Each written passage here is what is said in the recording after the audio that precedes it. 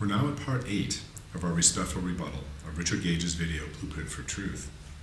Gage claims that molten metal dripping from the side of the tower shortly before the collapse was evidence of 4,500 degree nanothermites melting steel.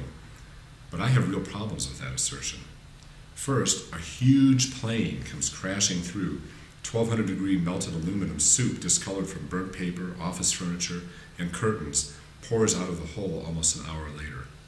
That seems natural to me. Richard asserts that molten aluminum would have to be bright and silvery, but aluminum soup like this I think would be discolored. Second, if superheated explosive nanothermites caused this, they wouldn't have gone off on this one side of this one building only. Why do we see nothing like this on the other tower, or any side of the first tower that we're talking about? Why was this phenomenon so asymmetrical? Is he saying there is no possible connection between the aluminum jet crashing into the building and discolored molten aluminum pouring out an hour later? In our March 6, 2011 debate, Richard asserted that there were, quote, several tons of molten steel or iron in the debris pile of all three buildings. And if I can't explain them, then the debate is over. Eyewitness accounts are undeniable. But Richard goes way beyond asserting that there was molten metal in the debris pile. He asserts it had to be molten steel or iron, and he uses NASA thermal images and eyewitness accounts as evidence. For example, Leslie Robertson, a structural engineer and designer of the Twin Towers, is quoted as saying, as of 21 days after the attack, molten steel was still running. When asked about this quote, however, Leslie Robertson briefly explained in a personal email that, quote, I have no recollection of having made any such statements, nor was I in a position to have the required knowledge, close quote. Well, someone did dig up the original video of him saying that, and so he did say it, but it is also true that he is not qualified to proclaim such a thing. Gage also uses the NASA thermal images. The USGS sets the maximum temperature in the debris at more like 1,400 degrees. Richard Gage claims in his video that deeper down it would be 2 to 3 times that temperature, but that is not supported by the facts. One fact is that there were many tons of aluminum from jets, 1,000 cars in underground garages, each with 286 pounds of aluminum on average in them, tens of thousands of Alcoa aluminum exterior cladding pieces on all 4 sides of both buildings, and every aluminum window mullion in both buildings. Aluminum melts at only 1,200 degrees, well below the temperatures attained by regular office fires. The debris had vast piles of aluminum, and indeed there were also several tons of melted aluminum discolored by debris. In addition to all that aluminum, bronze, brass, magnesium, zinc, and for that matter glass that all melt at below 1,400 degrees and could have been melted there, the steel beams that were in contact with these rivers of molten metal could have been dipped into this hot soup, and it's impossible to know what may have been dripping off of them. I have not been able to find any metallurgic tests of this molten material or any evidence of thermite level temperatures anywhere. This photo of a claw machine picking up, quote, dripping molten steel was shown to Alan Pence, Professor Emeritus of Metallurgical Engineering at Lehigh University. He stated, quote, the photos shown to support melted steel are, to me, either unconvincing or show materials that appear to be other than steel. One of these photos appears to me to be mostly glass with unmelted steel rods in it. Glass melts at much lower temperatures than steel. Other people I've talked to have said, it was not molten metal in the claw, not even close. I grew up near a steel mill. You would see shaped members that color all the time, stacked, sitting out cooling. At night, they were very obvious. Another quote, the heat would quickly travel up the arm and fail the hydraulic pistons. Another quote, I'm a technician for almost 20 years on trucks and heavy equipment. This would absolutely destroy them. I'd hate to see what 2,000 plus degree hydraulic fluid would do to all the tiny seals in the manifold, the gland and piston packings. If you need a machine to pick up things in the molten steel heat range, you would use special attachments. That's a normal grappler. It cannot pick up stuff that is beyond its own melting point. All the grease and the moving parts would have gone way before that temperature. I know people who had equipment working at ground zero. There was lots of damage to them, but nothing like you would see from trying to pick up molten steel. An eyewitness can credibly report the existence of molten metal, but no eyewitness can state with certainty what they're looking at, whether it's molten iron or steel.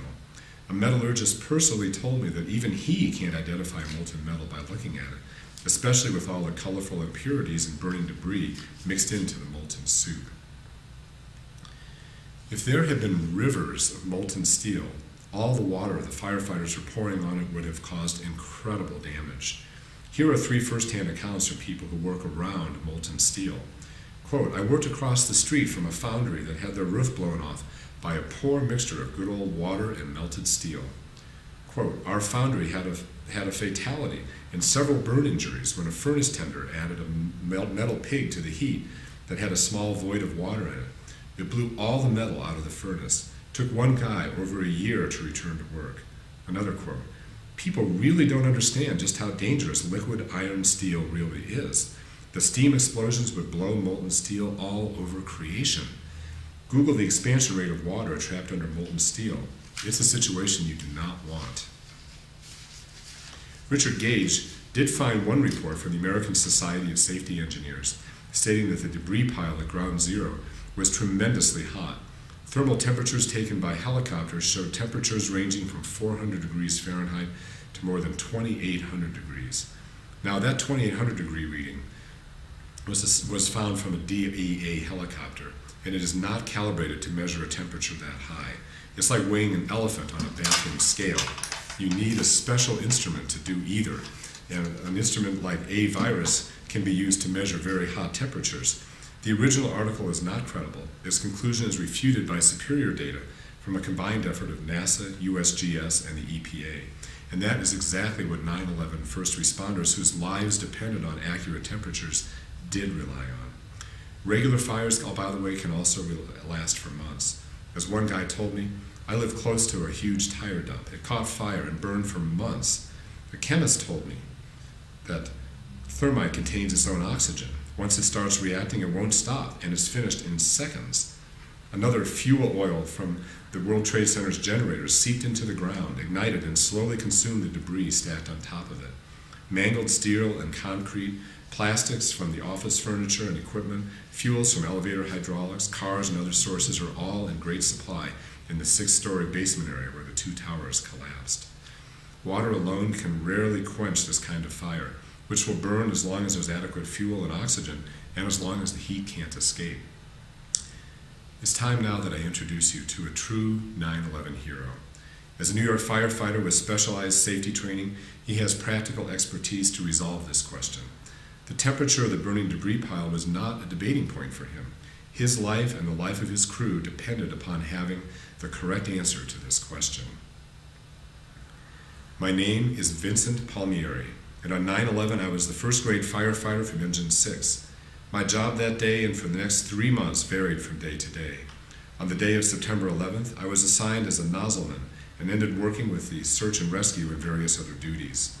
I spent from 9/11 until approximately December 8th at Ground Zero, helping extinguish the fires, looking for survivors, removing debris, and protecting the safety of my crew. The debris pile had hot spots, and every day we used USGS thermal imaging maps to determine the location and intensity of these hot spots. This was enormously helpful information for our firefighting efforts, as well as to ensure the safety of my crew. The highest temperatures we ever had to deal with were in the vicinity of 1,400 degrees. Had there been temperatures hot enough to melt steel, we would have been instructed not to go anywhere near it, ever. No such instructions were ever given. It was certainly hot in spots, but reports of firefighters going through 3 pairs of boots a day are completely false to my knowledge. I saw many steel girders with burn marks on them, girders bent in the fires, but I never saw evidence of a single melted steel girder among the hundreds of thousands of girders I worked my way through. We firefighters poured incredible amounts of water on the fires. Had there been rivers of molten steel or iron, the thermal expansion of the water hitting 2,800 degree liquid iron or steel would have caused major water explosions and loss of life, and we would have had to change our firefighting strategies immediately." Close quote. I believe him. Eric Lawyer, a very honest Seattle fireman who founded Firefighters for 9/11 Truth, has told me that no current FDNY members are in his organization, and about 10 or 12 former FDNY members from the past who were there have stated their belief in controlled demolition. These percentages are similar to those of the general population. FDNY has over 5,000 employees, not all of them firefighters. That the demolition experts who are on the ground dealing with the 9/11 debris also don't support the controlled demolition theory. Remember, not one of them produced any actual evidence of bombs or thermites. Some of you may have also seen photos of big steel beams in the debris sticking out with clean diagonal cuts in them. You may have been told that these cuts were made by thermitic demolition, because these diagonal cuts are indeed found in controlled demolitions when they want support columns to literally slide off of themselves. But the people who were there have a very different story. When I first saw this picture, I was impressed. I was told that first responders would never have made diagonal cuts because that would have been inefficient. But Demolition Dave explains in this video that he and his crew did indeed make these cuts in the steel beams as part of the debris removal process. You can see where they've made the cuts along right above. That's the bow tie connection. They're cutting it about 3 to 5 foot above the bow tie connection where it starts into the forming of the candlestick. They've got 3 candles left to cut. The rivers of molten metal were not a universal phenomenon, as you can see in this picture. Otherwise, how could they have dug so deep? And by the way, this picture is evidence that the debris pile collapsed far into the sub-basements and added up to 10 or 12 stories, not the 2 stories of debris Richard claims. For a building that is 95% air, a height reduction of 90% after collapse is to be expected. Richard claims that 4,500-degree nanothermites instantly pulverized the concrete and melted the steel. That would require incredibly high heat globally, or it couldn't explain the global collapse. But there were no people with scalded lungs from the dust, no NASA images of over 1,400 degrees in the hot spots in the debris, no problems walking on top of the cool debris even an hour after the collapse, no deafening or blindingly bright explosions able to hurl large objects hundreds of feet, no problems digging deep into the debris pile because those rivers of molten metal were localized. I'd call them creeks. I would like to end with another statement from 9/11 firefighter Vincent Palmieri. He's heard intimations the New York firefighters may be afraid to speak out about what they supposedly actually think happened on 9/11. Quote, "If there were members of FDNY who thought there were bombs in those buildings, there would be many dozens of members standing with the firefighters for 9/11 truth. That's how we do it. That's who we are. Firefighters stand by each other through thick and thin. We have to trust each other. If we are brave enough to go into a burning building and save the life of a complete stranger, why are we not brave enough to stand up for the murder of 343 of our own family? Are we too cowardly to stand up for our family? They don't call it a brotherhood for nothing." Well, so far, we are at 141 reasons for the natural collapse theory over controlled demolition, and counting. I brought up 100 of these reasons with Richard Gage in my March 6th debate. He did not respond to most of them. Instead, Richard made claims that certain observations could be attributed only to controlled demolition, and asserted that if I can't explain them, then the debate is over. I purposely went along and tracked down photos and explanations to explain what Richard was putting out. It was a game of fetch. I could have debated by just attacking Richard's position as unprovable, but I voluntarily chose to fetch answers for all of his assertions instead. In this way, I hope I can show you that the 9/11 mysteries are not as mysterious as they seem to be at first. So in the next section of our investigation of Richard's claims around the Twin Towers, we'll look at chemical evidence of controlled demolition, see if there's any truth to aspects of the sulfidized steel or iron-rich microspheres. Then I'll look at the most compelling argument Richard Gage has, the alleged thermitic residue in the World Trade Center dust.